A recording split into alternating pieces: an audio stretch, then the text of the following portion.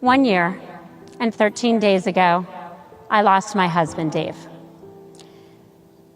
His death was sudden and unexpected. I walked into a gym to find him lying on the floor. I flew home to tell my children that their father was gone. I watched his casket being lowered into the ground. I was swallowed in the deep fog of grief, what I think of as the void, an emptiness that fills your heart and your lungs, constricts your ability to think or even to breathe.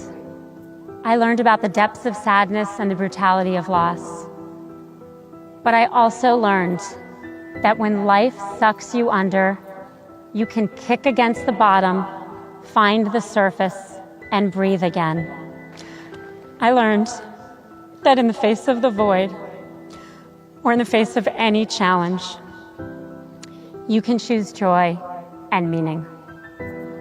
There's loss of love, the broken relationships that can't be repaired. And sometimes there's loss of life itself. What I want to talk about today is what you do next, about the things you can do to overcome adversity, no matter when it hits you or how it hits. The easy days ahead of you will be easy. It is the hard days, the days that challenge you to your very core, that will determine who you are. You will be defined not just by what you achieve, but by how you survive. One day, my friend Adam Grant, a psychologist, suggested that I think about how much worse things could be. Worse, I said to him? Are you crazy? How could things be worse?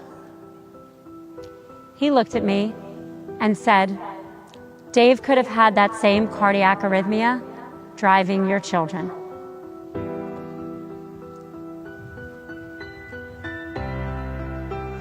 The minute he said it, I felt overwhelming gratitude that my children were alive, and that gratitude overtook some of the grief.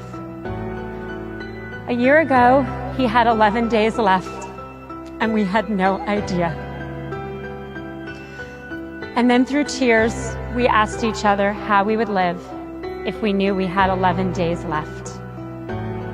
Can you ask yourselves to live as if you had 11 days left?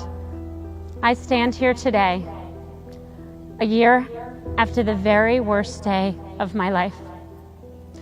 The worst day. The worst day I can imagine. And two things are true. I have a huge reservoir of sadness.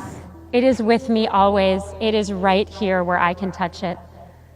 I never knew I could cry so often or so much.